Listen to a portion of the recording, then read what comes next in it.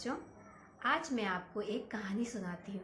वैसे तो आपने अपने दादा दादी, नाना नानी और मम्मी पापा से बहुत सी कहानियाँ सुनी होगी और उनसे बहुत कुछ सीखा भी होगा। तो कहानी तो वो ही अच्छी होती है ना, जिससे हमें कुछ सीख मिलती है। तो आज मैं यहाँ आपको एक कहानी सुनाती हूँ जिसका नाम है फूटा घड़ा। बच्चों, आपकी तरह एक बच्चा होता है छोटा, वह भी सेकंड क्लास में पढ़ता है। उसका नाम होता है चिंटू। चिंटू चिंटू अपने मम्मी पापा का बहुत लाडला बच्चा होता है। चिंटू के मम्मी पापा जो होते हैं बहुत गरीब होते हैं। उसके पापा अपने गांव के जमींदार के यहाँ पानी भरने का काम करते हैं। रोज उसके पापा नदी पर जाते थे और 2 घड़ों से पानी लेकर जमींदार के घर देकर आते थे।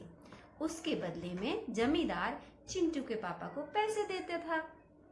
एक बार क्या होता है, चिंटू का पापा चिंटू से बोलते हैं कि चिंटू, आज मेरे साथ पानी भरने चलोगे?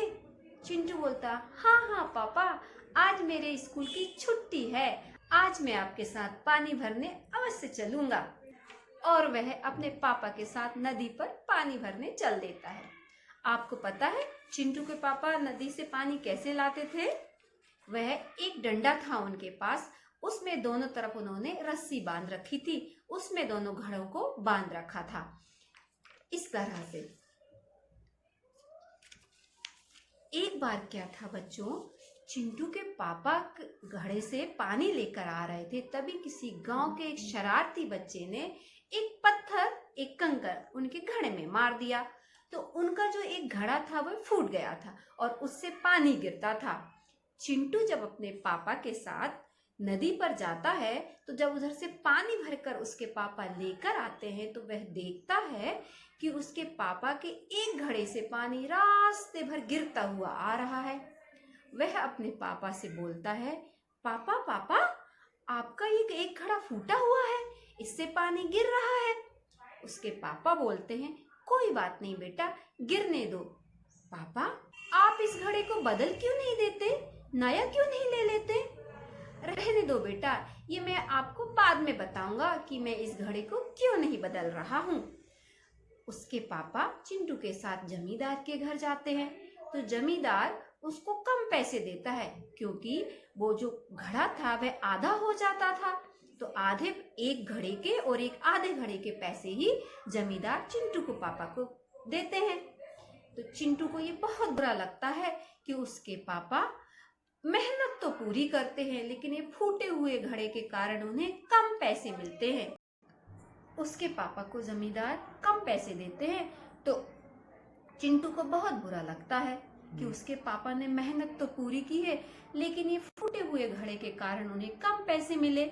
जब वह घर आता है तो उस फूटे हुए घड़े को देखता भी नहीं और जो अच्छा घड़ा होता है उसको बहुत प्यार करता है कि ये घड़ा बहुत अच्छा है, ये मेरे पापा को पूरे पैसे दिलाता है। कुछ दिनों बाद क्या होता है, चिंटू के पापा चिंटू से बोलते हैं, चिंटू चिंटू, आज मेरे साथ पानी भरने नदी पर चलोगे? चिंटू बोलता है, ठीक है पापा, चलता हूँ, परंतु मैं आपको बता देता हूँ, मुझे आपका ये फूटा हुआ घड़ा बहुत गंदा लगता है और मुझे अच्छा वाला घड़ा अच्छा लगता है, आप इसे फेंकते नहीं हैं। उसके पापा कहते हैं, यही तो मैं आज आपको तुमको बताऊंगा कि ये मैं फूटा हुआ घड़ा क्यों नहीं फेंक रहा हूँ। अच्छा चलो तो मैं चलता हूँ। वह खुशी खुशी अपने पापा के साथ नदी पर चल देता है। जब वह नदी पर आता है तो रास्ते में क्या देखता है, एक तरफ सुंदर सुंदर बहुत सारे फूल खिले हुए हैं और ये क्या, दूसरी तरफ कुछ भी नहीं, सब जो पौधे लगे हुए थे वो भी सूख गए। चिंटू पापा से बोलता है, पापा, ये इतने सुंदर सुंदर ढेरों फूल क्यों, कैसे खिले हुए हैं और दूसरी तरफ तो कुछ भी नहीं, चारों तरफ कितनी अच्छी खुशबू आ रही है। पापा कहते हैं, वही तो मुझे तुम्हें बताना था चिंटू, पता है तुम्हें ये सुंदर सुंदर फूल क्यों खिले हुए हैं? क्यों पापा? वही फूटे हुए घड़े के कारण। फूटे हुए घड़े के कारण? हाँ, जब फूटा हुआ घड़े से मैं पानी लेकर आता था रोज, तो उस फूटे हुए घड़े से ही पानी गिरता था और सिंचाई होती थी। इसी वजह से ये सुंदर सुंदर फूल खिले हैं और आज हंस रहे हैं बिल्कुल तुम्हारी तरह। और दूसरी तरफ देखो, यहाँ वो अच्छा घड़ा था जिस कारण पानी नहीं गिरता था, तो उधर के पौधे सारे सूख गए।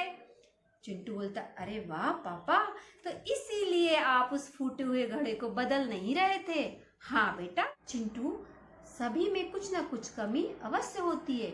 हमें उनकी ये कमी को देखकर ये नहीं समझना चाहिए कि वह बुरा है। सब लोगों में कुछ ना कुछ गुण अवश्य होते हैं। इसी तरह जैसे फूटे घड़े में थे, घड़ा फूटा हुआ था, लेकिन उसमें ये अच्छाई थी कि उसने फूलों की सिंचाई की और सुंदर सुंदर फूल खिलने लगे। चिंटू बोला, हाँ पापा, हमें कभी भी किसी को देखकर उसको बुरा नहीं बोलना चाहिए। पापा कहते हैं, चिंटू अब जल्दी जल्दी चलो, हमें सारे फूल तोड़ने हैं और बाजार में बेच कर आना है, ढेर सारे पैसे जो हमको मिलने हैं। हाँ पापा, आप सही कह रहे हैं। जल्दी चिंटू खुशी खुशी फूल तोड़ने लग जाता है। तो बच्चों, यदि आपका कोई मित्र या कोई दोस्त या आपकी क्लास में कोई बच्चा कमजोर है या उसमें और कुछ कमी है, तो आपको कभी भी उसको देखकर उसका मजाक नहीं उड़ाना चाहिए, उससे नफरत नहीं करना चाहिए और उसे प्यार करना चाहिए, क्योंकि उसमें जरूर कुछ ना कुछ गुण तो अवश्य होंगे। बस हमें उनके गुणों को परखना, देखना आना चाहिए। तो मुझे उम्मीद है आपको ये कहानी अच्छी लगी होगी। अब आप ये कहानी अपने मम्मी पापा, अपने दोस्तों को अवश्य सुनाना और उससे कुछ न कुछ शिक्षा अवश्य लेना। Bye bye.